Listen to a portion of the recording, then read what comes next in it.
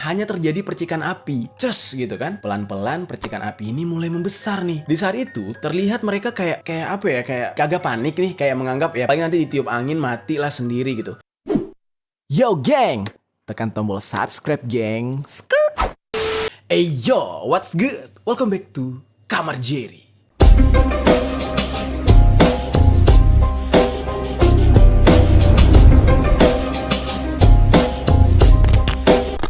Geng. Oke, hari ini gue sedang ada di luar kota lagi dan seperti biasa kita tetap ngonten walaupun sedang ada di hotel. Oke, hari ini akan sedikit berbeda. Jadi gue pengen ngebahas 5 hal viral yang ada di Indonesia. Jarang-jarang nih kita dalam satu konten ngebahas berbagai macam hal viral. Ini untuk pertama kali. Kalau misalnya kalian suka dengan konten yang satu ini, kalian boleh tinggalkan komentar di bawah dan share sebanyak-banyaknya ke teman-teman kalian yang juga suka mendengarkan berita-berita viral, oke? Mungkin yang pertama gue bakal ngebahas tentang kebakaran di Bromo. Terus juga gue bakal ngebahas tentang bayi yang tertukar di Bogor. Terus aksi kawin tangkap di NTT cuy. Terus ada lagi kericuhan yang terjadi di Batam. Terus yang terakhir, kejadian di sebuah rumah di Depok yang mirip banget dengan kejadian Kalideres. Kalian pasti ingat ya, penemuan jasad ibu dan anak yang sudah lama, yang sudah berhari-hari, yang mana diduga kalau mereka mengikuti sekte.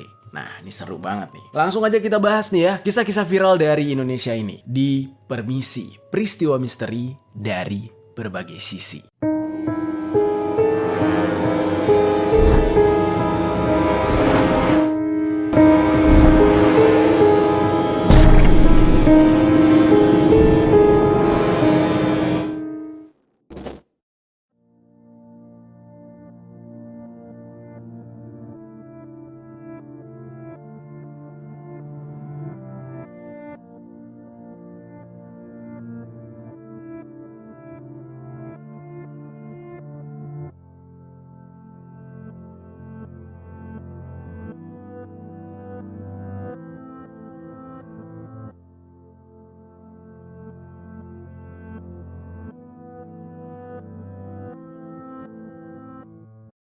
Kita bahas yang pertama, kebakaran di kawasan Gunung Bromo.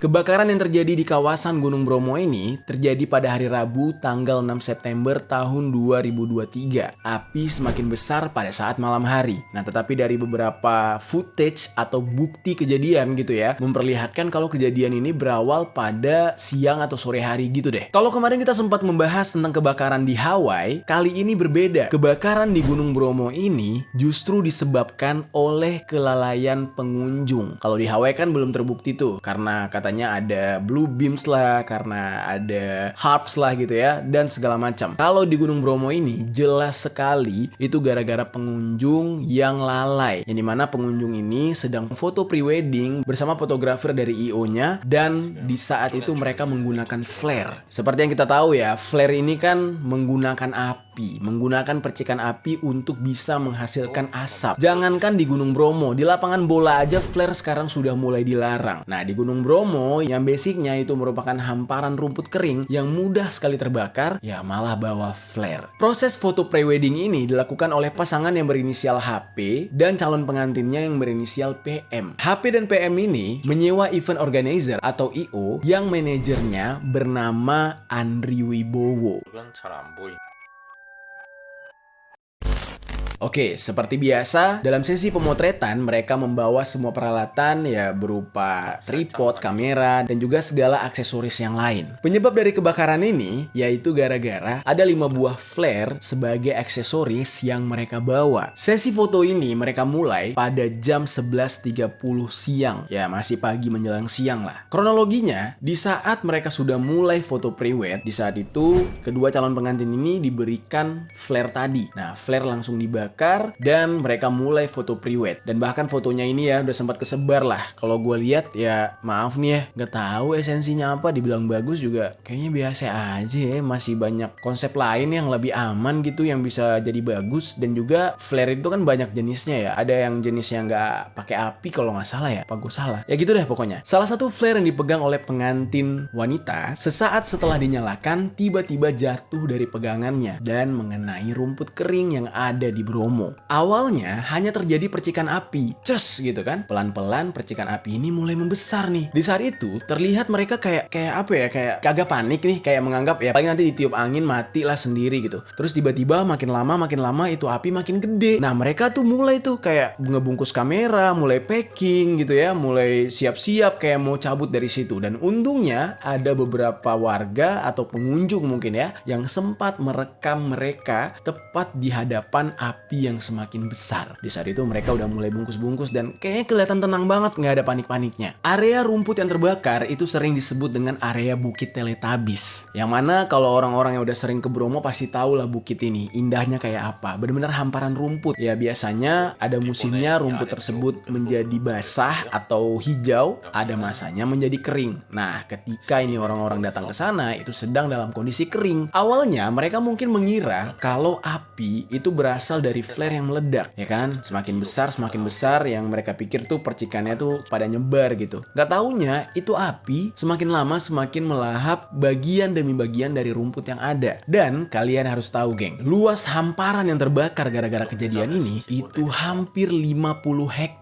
Dan itu berasal dari satu flare yang dibawa oleh mereka, membakar hamparan 50 hektar tadi. Nah akhirnya di dalam kejadian ini nih ya, mereka yang melakukan prewedding ini bukannya panik nyari bantuan kayak gitu ya, enggak ya, mereka malah mikirin diri mereka sendiri, bungkus udah cabut gitu. Dan bahkan foto mereka udah sempat tersebar lah, berarti sempat dipost lah hasil dari prewed mereka ini. Di saat itu warga dibantu oleh aparat, pengelola wisata, sampai kepada relawan berusaha untuk memadamkan api tersebut.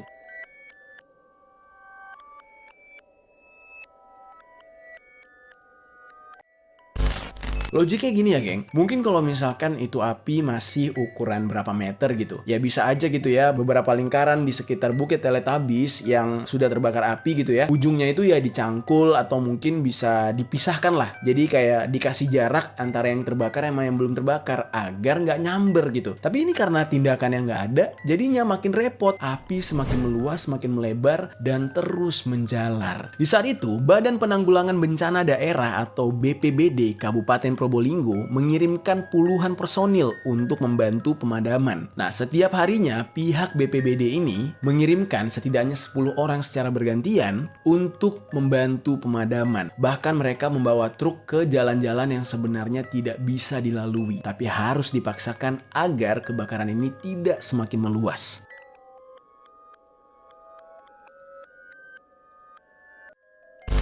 PLT Kepala Pelaksana BPBD Kabupaten Probolinggo yang bernama Robi Siswanto mengatakan sampai saat ini masih terdapat titik api di sekitar Gunung Bromo. Nah, yang membuat hal ini terjadi itu gara-gara vegetasinya kering, udah gitu bentuk lahannya itu merupakan lereng yang membuat proses evakuasi atau pemadaman semakin sulit. Dan sedihnya adalah kawasan wisata Gunung Bromo sampai saat sekarang ini masih ditutup. Dan ya nggak tahu nih sampai kapan. Yang jelas pas gue syuting ini kondisinya masih memprihatinkan. Titik api terus menyebar dan mungkin di saat video ini tayang titik api sudah semakin luas, lebih daripada 50 hektar kali ya. Mungkin kalian ada yang tahu, tinggalkan komentar di bawah nih kalau memang udah nambah.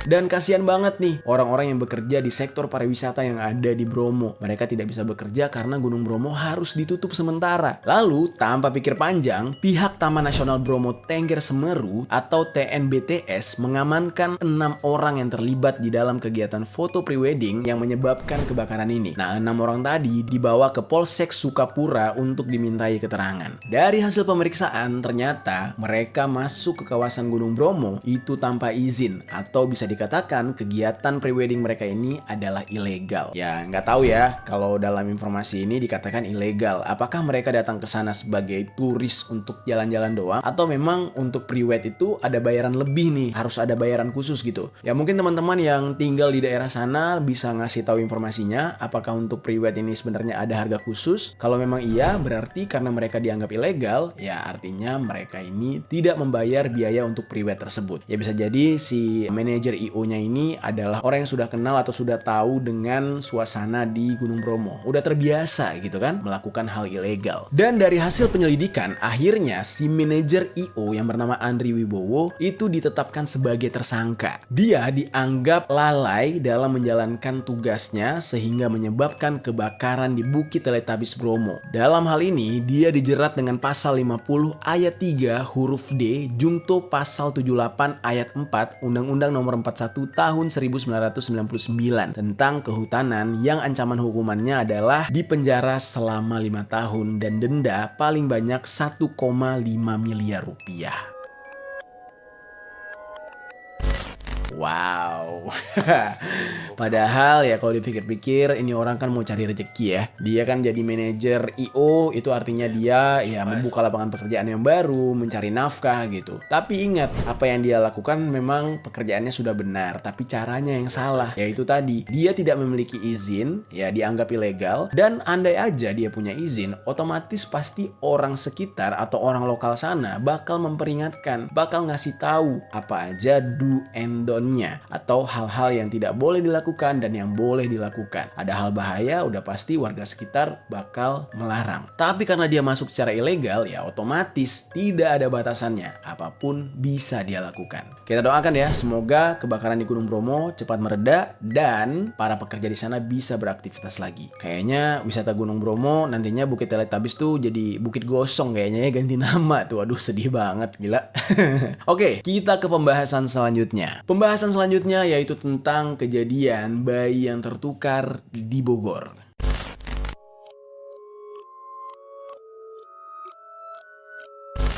Kalau kasus yang satu ini bermula ketika pasangan suami istri yang berasal dari Ciseeng, Kabupaten Bogor, Jawa Barat yang bernama Siti Mauliah dan Muhammad Tabrani melapor ke Unit Pelayanan Perempuan dan Anak atau PPA Polres Bogor pada tanggal 10 Agustus tahun 2023. Dalam laporan tersebut dikatakan Siti Mauliah pada tanggal 18 Juli tahun 2022 itu melahirkan seorang anak dengan prosedur operasi sesar di Rumah Sakit Sentosa yang terletak di Kecamatan Kemang, Kabupaten Bogor.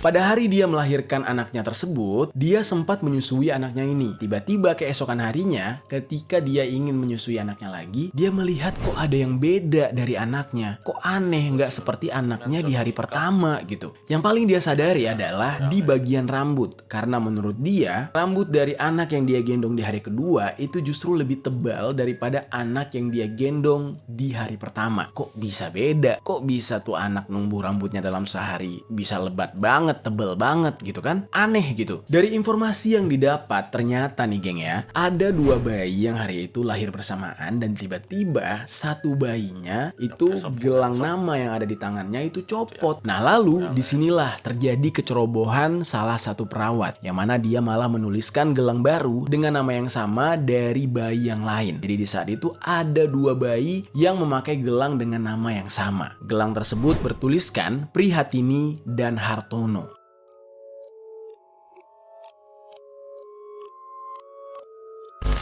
Nah lalu singkat cerita nih, di hari ketiga Siti sudah diperbolehkan pulang dan membawa serta bayinya. Ketika dia minta bayinya untuk dibawa pulang, tiba-tiba bayi yang datang itu menggunakan gelang yang bernama Dian Prihatini dan Hartono. Di saat itu Siti kayak merasa aneh. Ini kok namanya Dian sih? Ini siapa katanya? Ini bukan anak saya ya katanya. Terus kata perawatnya, oh enggak, itu anak ibu kok. Cuma aja gelangnya ketuker katanya. Akhirnya Siti pun ya mengiyakan dan dia pun pulang ke rumah. Setiba di rumah ada 2 perawat yang mendatangi rumah Siti. Perawat tersebut datang untuk mengambil gelang yang tertinggal di Siti dan gelang tersebut harus dikembalikan ke rumah sakit. Tapi anehnya gelang tersebut tidak ditemukan lagi. Entah dibuang, entah gimana gitu ya. Tetapi 4 hari kemudian ternyata Siti menemukan lagi gelang tersebut dan setelah dia cek, loh kok ini kayak beda ya? Atas nama ibu lain gitu. Yaitu atas nama Dian Prihatini tadi. Nah akhirnya Siti itu kembali ke rumah sakit untuk mengembalikan gelang tersebut. Di saat itu dia mencoba bertanya kepada pihak rumah sakit. "Dok, suster, ada kemungkinan nggak ya anaknya malah ketuker gitu? Karena gelangnya beda nih, bukan nama saya, malah nama ibu-ibu yang lain." Nah ternyata pihak dari rumah sakit malah meyakinkan. Dia bilang, "Enggak kok bu, anak ibu bener kok yang ini, hanya gelangnya doang yang ketuker," katanya. Jadi di saat itu ya Siti nggak bisa melawan perawat juga, nggak bisa melawan pihak rumah sakit, takut nanti malah dikata-katain. Akhirnya dia pulang ke rumah. Singkat cerita 4 bulan pun berlalu. Siti merasa ada yang janggal. Dia di saat itu mencoba untuk mendatangi sebuah rumah di mana dia sangat curiga kalau bayi kandungnya ada di sana. Gara-gara waktu lahiran tuh dia bareng sama seseorang yang berasal dari Kecamatan Tajur Halang, Kabupaten Bogor. Siti mendatangi rumah tersebut lalu mengutarakan ya maksud dia datang ke sana, dan ternyata tidak mendapatkan sambutan yang baik oleh ibu yang bernama Dian. Ibu Dian ini tidak mau menemui Bu Siti di saat itu. Ibu Dian ini nggak percaya kalau kecurigaan Bu Siti atas tertukarnya bayi mereka, karena Bu Dian ini merasa nggak ada yang beda dan nggak ada yang aneh dari anak yang dia susui selama 4 bulan ini. Dan dia juga merasa nggak ada yang janggal gitu ya dari bayi yang dia bawa pulang sejak 4 bulan lalu ini. Nah singkat cerita, akhirnya nih ya dengan segala cara Bu Siti ini ya mencobalah kayak ayolah kita tabayun dulu, kita mencoba untuk bermusyawarah ya, paling tidak kita silaturahmi lah gitu. Nah akhirnya Bu Dian pun mau menemui Bu Siti, dan di saat itu ya mereka akhirnya kayak ada chemistry tersendiri gitu antara bayi yang satu dengan Bu Dian dan bayi yang satunya lagi dengan Bu Siti.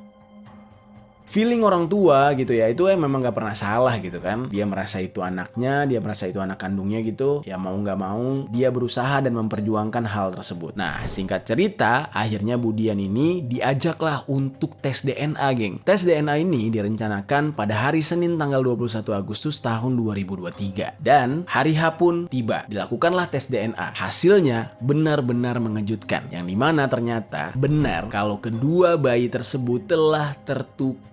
Bayangin tuh, sedih gak 4 bulan ngebesarin bayi yang bukan bayi kandung. Tapi ada baiknya juga ya, akhirnya mereka malah menjadi saudara gitu kan, antara anaknya Bu Siti dan anak Bu Dian jadi saudara sepersusuan, dan mereka bisa silaturahmi. Dan juga udah pasti nih antara Bu Siti, Bu Dian terhadap si bayi walaupun bukan anak kandung mereka, udah ada rasa dan perasaan, sudah sayang, otomatis itu akan dianggap seperti anaknya. Wah bagusnya kayak gitu tuh ya.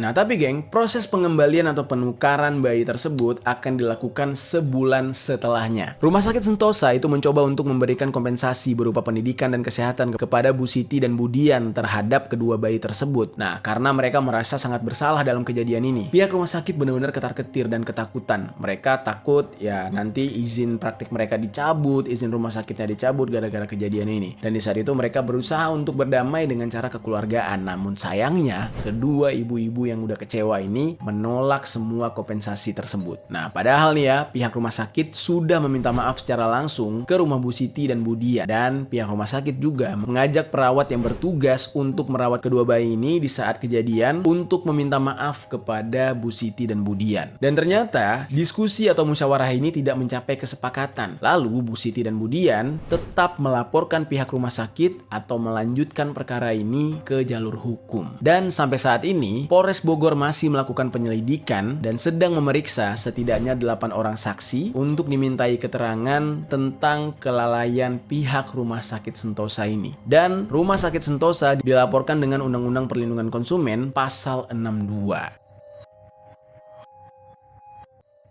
Ya, tapi ada positifnya, ada negatifnya. Kalau misalkan ya diambil positifnya, mungkin ini malah untung gitu ya, Bu Siti dan Bu Dian malah nambah saudara. Tetapi di dalam hal ini mungkin ada hal yang dirasa rugi gitu. Ya misalkan nih Bu Siti ini khawatir anaknya tidak dibesarkan dengan benar sama Bu Dian, atau cara perawatannya yang beda, atau sebaliknya Bu Dian juga kecewa nih, mungkin anak gue dikasih susu yang bener gak ya gitu. Karena ada aja tuh, namanya orang tua ingin memberikan anaknya yang terbaik gitu kan. Nah kekecewaan mereka tuh di situ geng. Gimana nih menurut kalian dengan cerita ini? Apakah kalian lebih setuju mereka berdamai atau justru rumah sakitnya dituntut? Karena kan ya ini memang kelalaian rumah sakit, tapi setidaknya rumah sakit juga sudah membantu mereka dalam melahirkan anak-anak mereka gitu, menyelamatkan nyawa mereka juga ya, walaupun bayar ya, tapi kan setidaknya gitu ya, setidaknya gitu. Damai itu indah. Coba deh kalau menurut kalian gimana? Tinggalkan komentar di bawah.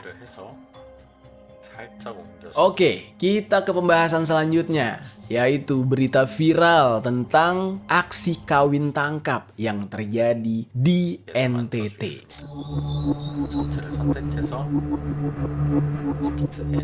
Oke, jujur sebenarnya kejadian ini sudah lama gue dengar dan dari dulu tuh gue pengen banget ngebahas. Tapi gue takutnya nih ya, membahas tradisi atau budaya orang itu malah nanti menyinggung masyarakat tersebut, ya kan? Yang mana ini kan bisa jadi udah turun-temurun. Tapi setelah gue baca-baca, ternyata dari orang NTT-nya sendiri itu banyak yang tidak setuju dengan tradisi ini. Karena tradisi ini bisa dikatakan kriminal yang berkedok budaya katanya. Nah, mari kita bahas nih, bener nggak ya? Tapi di sini gue nggak mau ngejelek-jelekin pihak manapun, hanya saja ingin berbagi informasi. Oke, kejadian viral ini terjadi setelah beredar sebuah video pada hari Kamis siang tanggal 7 September tahun 2023 yang memperlihatkan seorang wanita itu seperti diculik dan terjadinya di Kabupaten Sumba Barat Daya, NTT. Nah, di saat itu wanita tersebut sedang berdiri di pinggir jalan di depan rumahnya, tetapi tiba-tiba ada dua orang pria yang datang dari belakang dan langsung menyekap dia. Dari kejadian tersebut tidak ada satu warga pun yang menolong dan wanita tersebut terlihat berteriak dan mencoba untuk melawan. Ya mungkin kalau kita lihat dari kondisinya kayak wanita ini tuh udah tahu gitu ya kalau ini adalah tradisi dari kampungnya dia gitu yang harus dia ikuti atau dia turuti.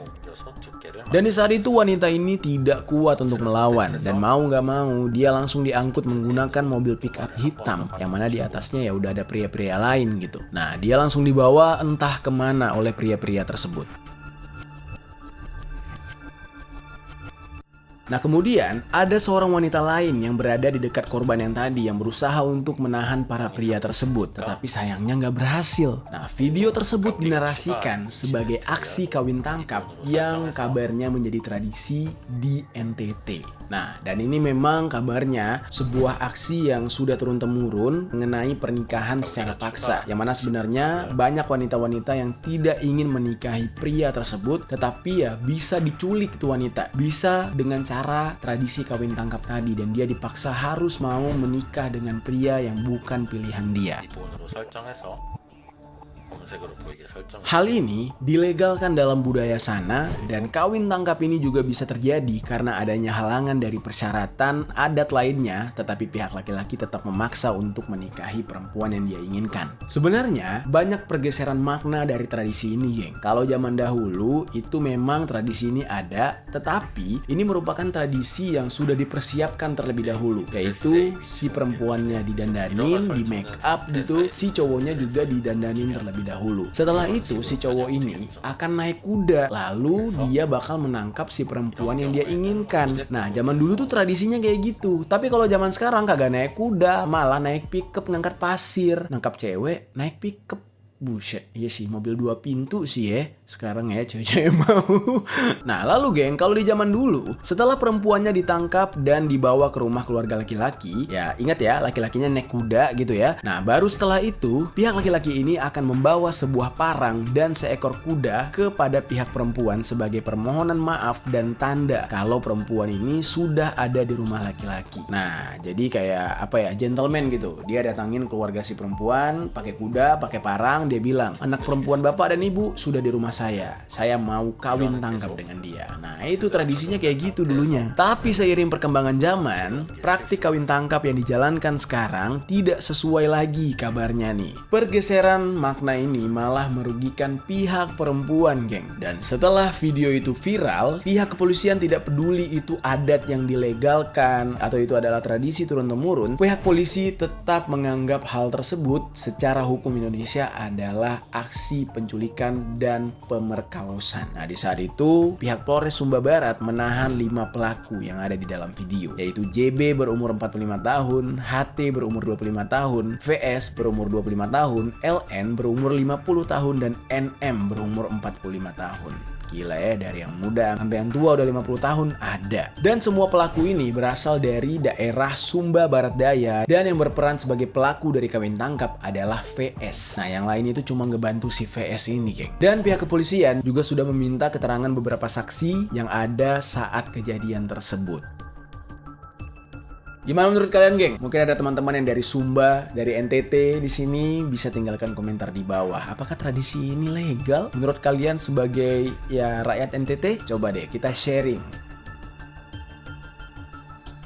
Kita ke kasus selanjutnya. Kasus selanjutnya ini berasal dari Batam. Terjadi sebuah kericuhan di Batam yang menurut gua ini mengerikan.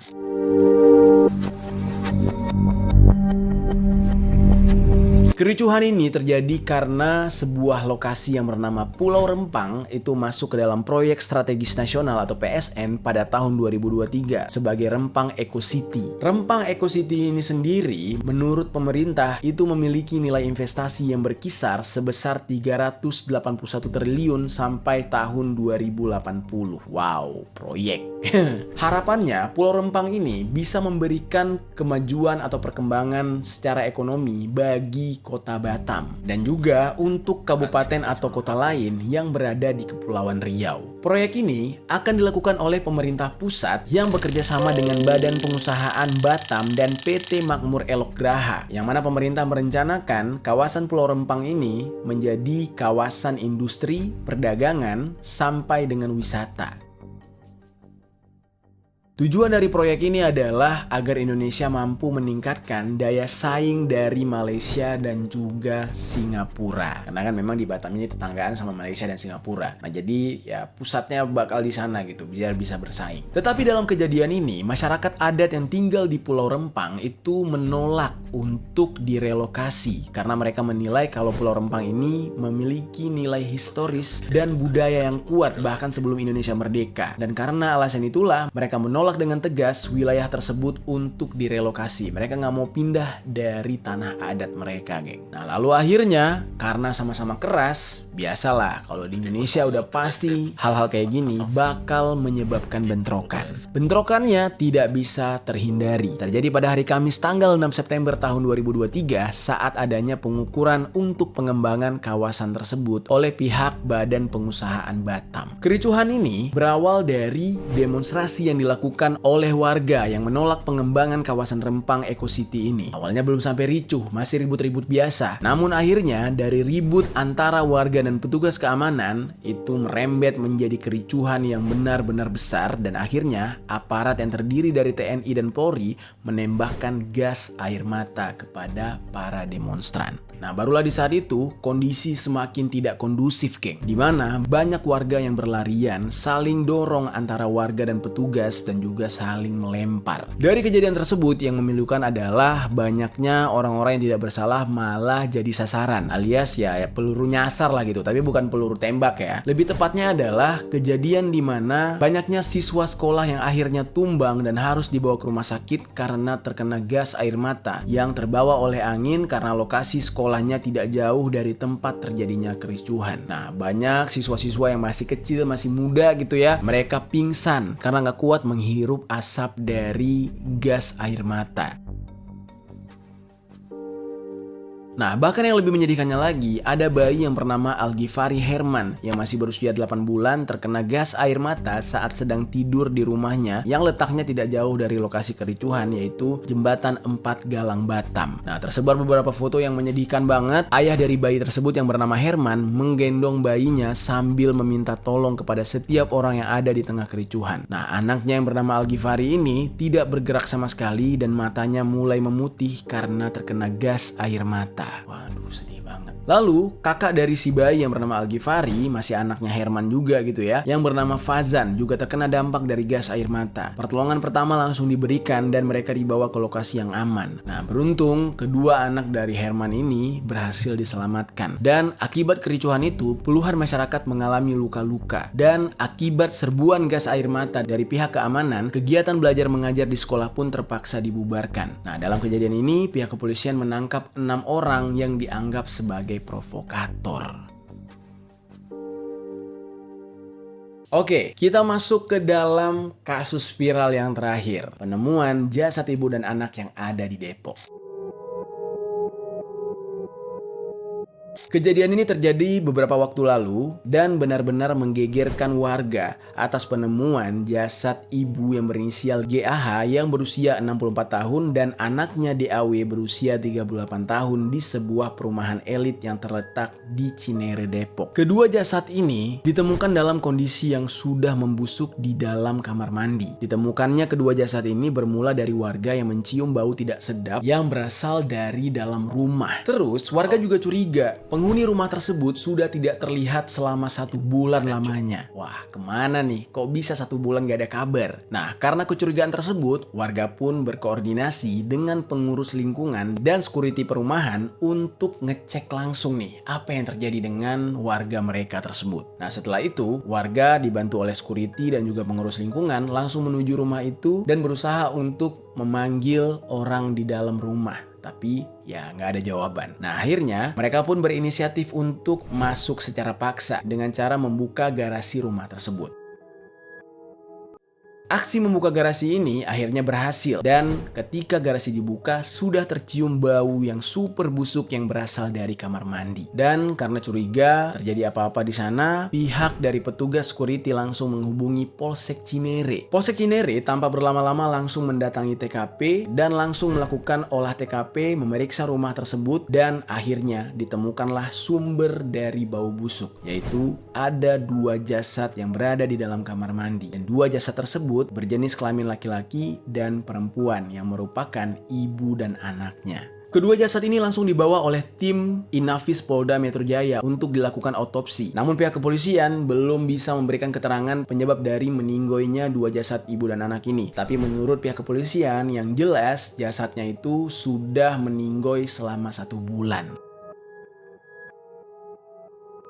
Menurut keterangan dari beberapa tetangga mengatakan kalau GAH dan DAW ini dikenal jarang bersosialisasi dengan warga sekitar. Dan anehnya ya, ibu dan anak ini hanya keluar dari rumah mereka setiap hari Kamis doang. Gak ada yang tahu tuh kok hari Kamis doang gitu ya. Kegiatan apa sih itu gitu.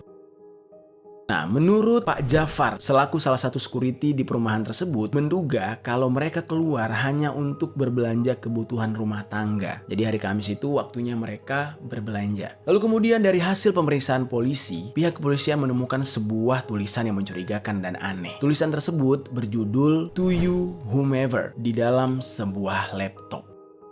Tulisan tersebut tertulis siapapun yang membaca tulisan ini mungkin pada saat melihat tulisan ini saya dan ibu saya sudah meninggal dunia. Aneh banget gak sih? Pihak kepolisian belum bisa mengambil kesimpulan atas surat yang ditemukan tersebut karena masih ingin mendalami lebih jauh apakah benar surat ini ditulis oleh korban atau orang lain. Karena kan bisa aja kalau itu hanya settingan. Siapa tahu mereka berdua ini dieksekusi oleh orang lain dan disetting seolah-olah mereka melakukan aksi meninggoykan diri.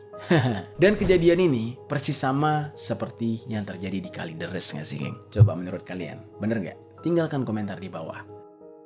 Itu dia geng, beberapa kejadian viral yang terjadi di Indonesia saat ini. Menurut kalian, berita mana yang paling menggemparkan? Tinggalkan komentar di bawah lagi, oke?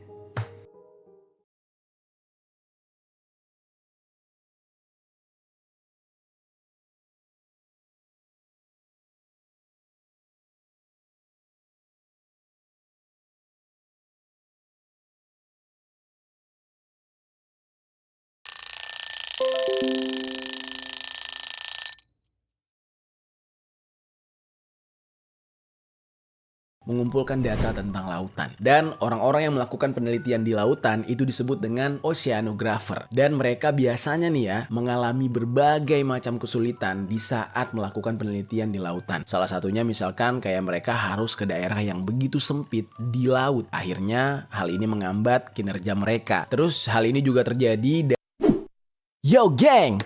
Tekan tombol subscribe geng. Hey yo, what's good? Welcome back to Kamar Jerry.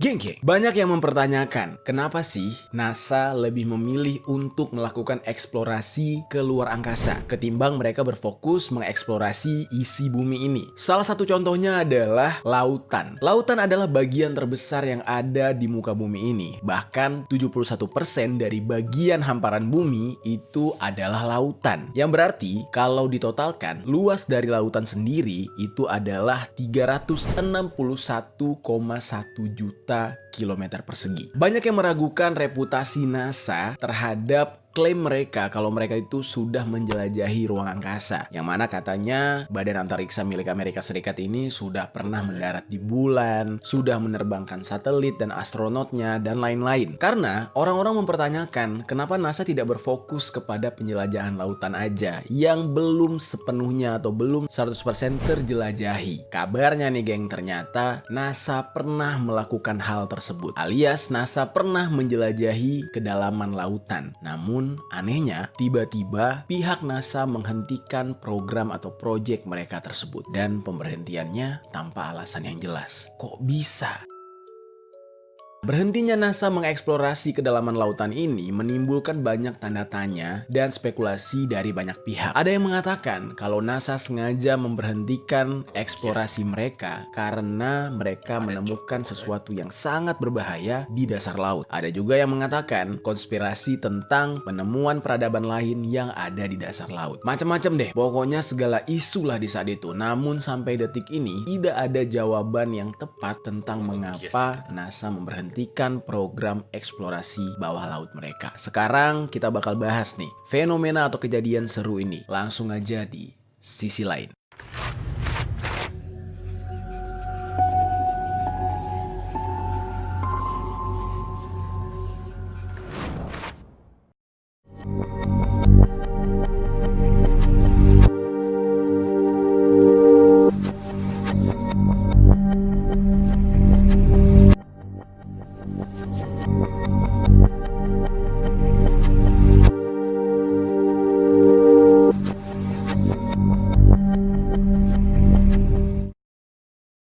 Kita awali dulu dengan pembahasan misi NASA menjelajahi atau mengeksplorasi lautan. Jadi geng, salah satu bagian dari misi NASA adalah untuk mengembangkan pemahaman tentang seluruh sistem bumi dan pengaruh perubahannya terhadap iklim yang terjadi. Nah, semua ini disebabkan oleh perilaku manusia terhadap lingkungan. Perlu diketahui nih, lautan sendiri itu memiliki peran utama dalam mempengaruhi perubahan iklim di muka bumi atau perubahan cuaca di muka bumi. Nah, jadi lautan itu berperan sangat besar. Mau hujan, mau badai, itu pasti ada hubungannya dengan lautan. Dan untuk mempelajari tentang lautan, itu membutuhkan pengumpulan dan analisis data yang diambil melalui satelit. Nah, tapi itu adalah sistem yang dilakukan saat ini. Tapi tahu nggak, kalau zaman dulu, sebelum adanya satelit gitu ya, dari klaim NASA ini, mereka melakukan eksplorasi lautan dengan menggunakan pengamatan dari kapal, buoy, dan drifter atau pengapung. Tetapi di zaman itu, walaupun NASA menggunakan 3 cara tersebut, tetap aja gitu ya, banyak kesulitan yang dihadapi untuk mengumpulkan data tentang lautan. Dan orang-orang yang melakukan penelitian di lautan itu disebut dengan oceanographer. Dan mereka biasanya nih ya, mengalami berbagai macam kesulitan di saat melakukan penelitian di lautan. Salah satunya misalkan kayak mereka harus ke daerah yang begitu sempit di laut. Akhirnya hal ini menghambat kinerja mereka. Terus hal ini juga terjadi dari data yang diambil menggunakan buoy atau drifter yang meskipun data tersebut penting tetapi ternyata tidak cukup untuk bisa menggambarkan kondisi sebenarnya di seluruh lautan. Jadi kayak datanya itu kurang terus gitu. Terlalu banyak yang harus dikumpulkan untuk mengetahui keadaan lautan secara utuh. Makanya untuk zaman sekarang, informasi yang lebih akurat yang bisa digunakan adalah mengambil data atau pengamatan melalui satelit. Tapi geng, semua hal ini hanya sebatas klaim dari NASA. Yang mana mereka mengatakan mereka saat ini lebih memilih menggunakan satelit untuk melakukan penelitian terhadap lautan. Dan mereka memilih untuk tidak lagi mengamati lautan dari 3 cara yang sebelumnya gue sebutkan, yaitu menggunakan kapal, buoy, dan juga menggunakan drifter. Nah, mereka sama sekali tidak menggunakan itu lagi karena lebih memilih menggunakan satelit. Tapi hal ini banyak yang membantah. Katanya ada alasan lain yang menyebabkan NASA tidak lagi melakukan penelitian dengan cara mengeksplor laut secara langsung. Nah, sekarang kita bahas konspirasi ketika NASA menghentikan eksplorasi lautan ini.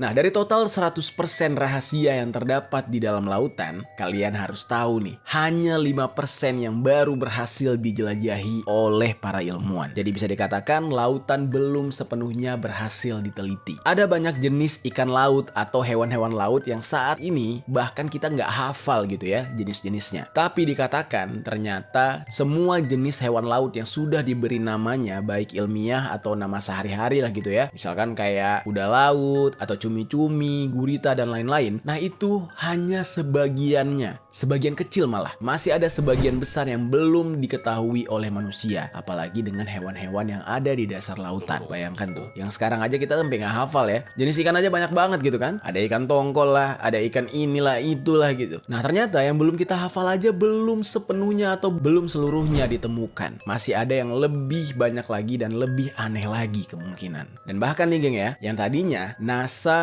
melakukan penelitian terhadap lautan secara langsung menggunakan 3 cara, yaitu melalui kapal, buoy, dan juga drifter, mulai menghentikan hal tersebut lalu berpindah ke satelit, dan ternyata satelit juga sudah dihentikan. Jadi bisa dikatakan 100% penelitian lautan yang dilakukan oleh NASA sudah dihentikan. Jadi NASA untuk saat ini hanya berfokus kepada penelitian luar angkasa atau antariksa. Jadi untuk saat ini NASA benar-benar fokus kepada penelitian luar angkasa mereka. Tapi penghentian ini tidak ada pernyataan resmi apapun dari NASA. Jadi NASA tuh bener-bener tiba-tiba plek gitu aja menghentikan penelitian atau eksplorasi bawah laut mereka. Dan setiap pertanyaan yang muncul terhadap NASA itu tidak pernah ada jawabannya. Dan bahkan NASA malah menaikkan isu-isu untuk menenggelamkan semua pertanyaan tersebut. Nah, isu-isu yang dinaikkan oleh NASA adalah NASA berambisi untuk menerbangkan manusia ke luar angkasa. Terus juga mereka mengatakan berfokus kepada luar angkasa dengan mempelajari bagaimana caranya agar manusia bisa hidup di planet lain. Pokoknya semuanya untuk menenggelamkan pertanyaan-pertanyaan terhadap penghentian program mereka mengeksplorasi laut. Semenjak NASA menghentikan semua kegiatan eksplorasi bawah lautnya ini, memang spekulasi yang muncul itu aneh-aneh. Ada yang mengatakan kalau NASA berhasil menemukan megalodon lah, berhasil menemukan kraken lah, dan segala macam hal yang menakutkan di dasar laut. Tapi sebenarnya hal ini nggak bisa dibantah juga ya, karena memang yang ada di dasar laut itu sangat-sangat menyeramkan. Kita contohkan aja kayak hewan-hewan yang ada di dasar laut. Nah, hewan-hewan yang ada di dasar laut itu rata-rata adalah hewan-hewan yang buta, alias hewan-hewan yang tidak dapat melihat cahaya. Dan bahkan biasanya hewan-hewan yang berada di dasar laut dalam ini selalu menjadi pertanda bila akan datangnya bencana alam. Kita contohin aja kayak tsunami. Biasanya detik-detik sebelum terjadinya tsunami, itu hewan-hewan dari dasar laut terdalam itu bakal muncul ke permukaan dengan penampakan yang benar-benar mengerikan. Ada yang bentuknya tuh kayak monster, ada yang bentuknya tuh badan doang, matanya nggak ada, dan aneh-aneh pokoknya. Nah, hal inilah yang menjadi kemungkinan besar kenapa pihak NASA menghentikan eksplorasi mereka, karena terlalu banyak hal-hal mengerikan yang ada di dasar laut. Tapi geng, sebenarnya ada penjelasan yang jauh lebih logis atas penghentian eksplorasi NASA ini. Jadi bisa dikatakan, laut itu ada tekanan airnya, yang berarti semakin dalam laut tersebut, semakin besar tekanannya. Nah, sementara paru-paru manusia tanpa alat bantu pernafasan hanya mampu menahan tekanan sampai kedalaman antara 30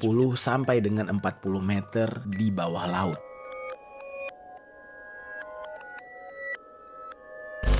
Maka karena itu banyak orang-orang yang melakukan penyelaman itu disepakati batas kedalaman yang aman untuk scuba menyelam adalah di kedalaman 332 meter. Dan sebenarnya di kedalaman ini juga merupakan tanda keadaan cahaya itu sudah mulai hilang. Jadi udah mulai gelap semuanya. Ini gue kasih gambaran sedikit ya tentang bagaimana kondisi kalau kita menyelam ke dalam lautan. Misalkan kita masuk ke kedalaman 200 meter. Semua cahaya mulai hilang, semua gelap, nggak terlihat apapun dan suhu mulai menurun drastis. Di dalam kondisi tanpa cahaya atau sangat gelap ini, biasanya kita bakal melihat cahaya-cahaya kecil yang hanya berasal dari bakteri atau hewan-hewan yang mengeluarkan cahaya. Nah, itu juga terlihatnya tuh kayak samar-samar.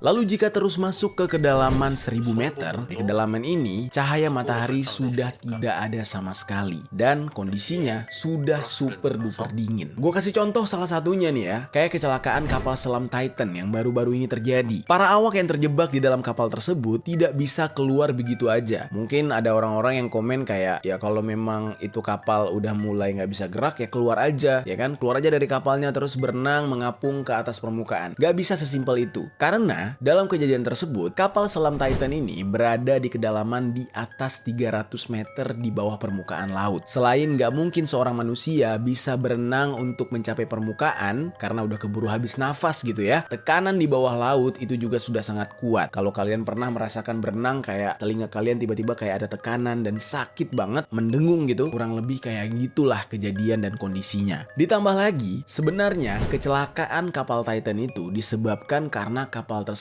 sudah berada di kedalaman dengan tekanan yang cukup kuat. Makanya kapal tersebut tidak mampu menahan tekanan di bawah dasar laut sehingga meledaklah kapal itu. Jadi semua manusia yang ada di kapal tersebut tercabik-cabik.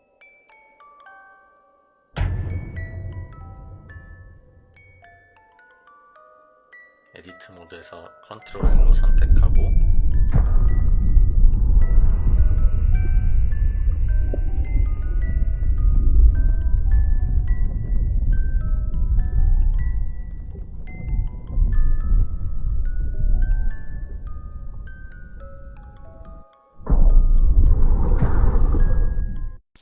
Jadi, dari alasan yang logis itulah dan beserta contoh-contoh kasus gitu ya, yang mana kasus kapal selam Titan itu kan baru aja terjadi gitu. Sementara NASA sudah menghentikan eksplorasi mereka sejak jauh-jauh hari gitu ya, sudah dari berapa tahun lalu gitu. Otomatis kapal yang zaman sekarang jauh lebih canggih dibandingkan punya NASA zaman dahulu. Tapi tetap aja, kapal yang sekarang aja hancur. Gimana kapal milik NASA yang dulunya belum secanggih sekarang? Nah, makanya hal tersebut menjadi salah satu alasan yang logis kenapa NASA memilih untuk menghentikan eksplorasi mereka di dasar lautan. Nah, tapi timbul sebuah pertanyaan nih, geng. Kalau memang eksplorasi dasar laut itu sangat berbahaya menurut NASA, kenapa mereka justru memilih untuk mengeksplor ruang angkasa? Bukankah mengeksplorasi luar angkasa juga bahaya gitu ya? Dan tekanan udara di atas itu juga nggak main-main. Kita contohin aja nih ya, kayak kita naik pesawat. Kalian pasti pernah merasakan tekanan di dalam kabin pesawat itu sangat kuat sampai membuat telinga kalian itu jadi budek atau ya berdengung gitu. Atau misalnya kayak kalian naik ke atas gunung, ke atas puncak paling tinggi, itu juga rasanya telinga kalian kayak tersumbat atau budek, atau justru kayak lagi naik lift. Nah, itu sama juga. Berarti kan bisa dikatakan semakin tinggi sebuah benda itu berada atau terbang, berarti kan semakin kuat juga tekanannya. Nah, lalu yang jadi pertanyaannya adalah, kok NASA bisa menciptakan sebuah kapal terbang yang mampu menahan tekanan udara, sementara NASA tidak mampu membuat sebuah kapal selam yang mampu menahan tekanan air? Kok bisa nih? Apakah ini ada sesuatu? Apakah yang dilakukan oleh NASA selama ini adalah sebuah manipulasi? Karena terlihat lebih gampang memanipulasi eksplorasi luar angkasa ketimbang eksplorasi dasar laut. Ya, secara logik gitu ya. Eksplorasi dasar laut semua orang bisa melihat karena keberadaannya masih di bumi. Sementara eksplorasi luar angkasa lebih gampang untuk dimanipulasi karena berada di luar jangkauan manusia gitu kan. Nah, makanya banyak orang yang mempertanyakan soal keaslian video-video eksplorasi luar angkasa milik NASA, mulai dari pendaratan Neil Armstrong, terus juga hal-hal lain seperti satelit, pesawat luar angkasa. Pokoknya banyak yang mempertanyakan itu semacam syuting settingan di studio. Nah, makanya nih kalau di sini kita bisa lihat ya, kayaknya untuk bikin video settingan penyelaman bawah laut itu kayaknya jauh lebih sulit daripada membuat video settingan mendarat di bulan, ya kan? Karena kalau mendarat di bulan ya tinggal set up aja gitu ya, pakai pasir, pakai lampu, udah tuh. Jadi kayak seolah-olah berada di permukaan bulan. Nah, sementara kalau misalkan bikin video penyelaman dasar laut, ya otomatis kan harus bikin seolah-olah di dalam air, seolah-olah bertemu dengan ikan-ikan, dan itu sangat repot untuk dilakukan, apalagi NASA mengklaim mereka menjelajahi dasar laut sudah dari tahun-tahun yang lama, yang dimana di saat itu kecanggihan alat-alat syuting serta properti-properti untuk memanipulasi keadaan gitu ya, visual itu belum secanggih sekarang. Belum ada CGI istilahnya. Gimana tuh menurut kalian? Kalian mungkin punya pemikiran sendiri? Boleh tinggalkan komentar di bawah. 한 다음에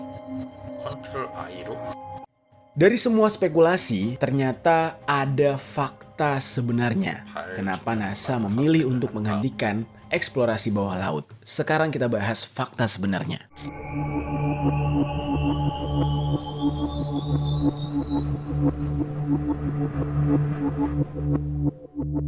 Ternyata nih geng ya, faktanya adalah pihak NASA sudah melakukan eksplorasi di lautan selama lebih dari 20 tahun. Nah, singkat ceritanya, pada tanggal 28 Juni tahun 1978, NASA mulai meluncurkan yang namanya SeaSat atau satelit oseanografi sipil pertama. Nah, satelit ini membawa 5 sensor yang didesain untuk memantau lautan dari luar angkasa. Penelitian yang dilakukan adalah dengan mengukur ketinggian pesawat di atas permukaan laut, mengukur kecepatan dan arah angin, lalu mengukur suhu permukaan laut, mengidentifikasi awan, daratan, dan segala permukaan air seperti lautan, danau, sungai, rawa-rawa, dan lain-lain. Dan juga satelit tersebut digunakan untuk memantau gelombang serta kondisi es yang ada di kutub.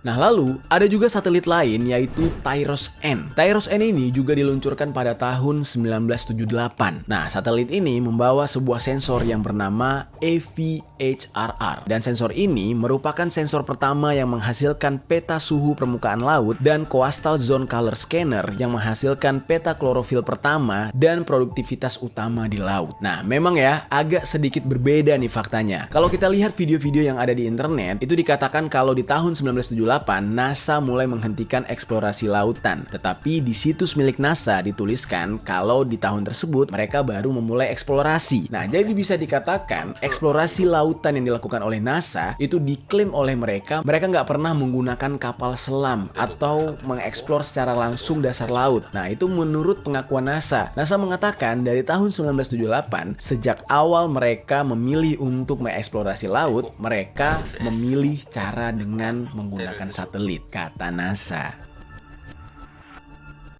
Lalu, NASA sendiri tuh pernah memiliki misi untuk meneliti bumi dengan nama Earth System Science Pathfinder atau ESSP. Ada 2 misi yang dilakukan oleh ESSP NASA dalam melakukan eksplorasi lautan. Yang pertama, ada Gravity Recovery and Climate Experiment atau disingkat dengan GRESH. Nah, ini diluncurkan pada tanggal 17 Maret tahun 2022 dan baru selesai pada tanggal 12 Oktober tahun 2017. GRESH ini ditugaskan untuk mengeksplorasi variasi mengenai medan massa laut yang sebelumnya tidak bisa dideteksi, dan data ini penting untuk meneliti iklim serta sirkulasi laut. Lalu yang kedua, ada yang namanya misi Aquarius yang mulai diluncurkan pada tahun 2008. Misi ini ditujukan untuk meneliti salinitas dari luar angkasa. Nah, salinitas ini merupakan ukuran seberapa banyak garam yang larut dan merupakan salah satu komponen yang penting dalam kelautan karena berpengaruh terhadap berbagai proses dalam lingkungan laut.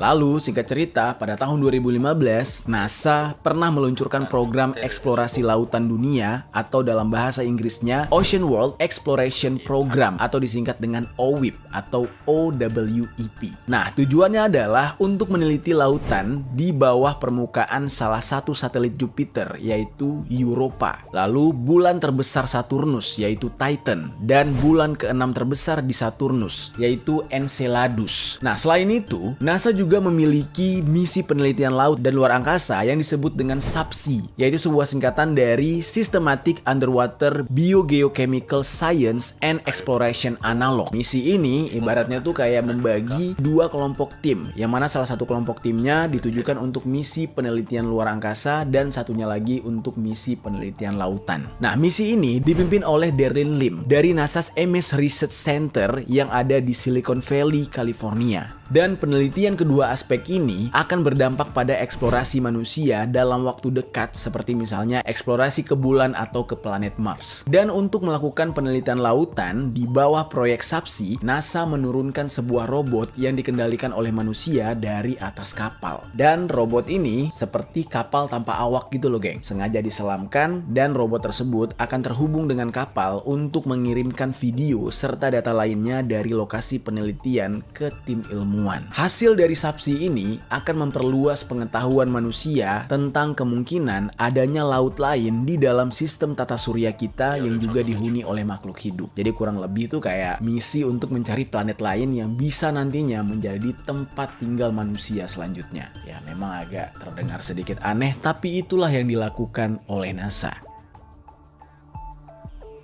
SAPSI sendiri pernah meneliti tentang gunung berapi bawah laut Loihi yang ada di Hawaii. Dan eksplorasi ini dilakukan untuk mencari tahu bagaimana kehidupan bawah laut tanpa adanya cahaya. Hal ini berguna untuk eksplorasi di beberapa objek luar angkasa yang dianggap oleh NASA juga sama-sama memiliki lautan dan kehidupan bawah air seperti yang ada di bumi. Dan para peneliti NASA menduga kalau lubang-lubang di dasar laut itu juga terdapat di planet-planet lain seperti yang diamati di satelit Saturnus, yaitu Enceladus, dan satelit Jupiter yaitu Europa. Nah, dan NASA menduga kalau lubang-lubang yang ada di planet lain kemungkinan bentuknya itu akan mirip seperti lubang-lubang yang ada di dasar laut Hawaii, yaitu daerah Loihi. Nah, suhu di lubang ini mencapai lebih dari 370 derajat Celcius, sedangkan yang ada di Enceladus itu hanya mencapai 50 sampai dengan 299 derajat Celcius.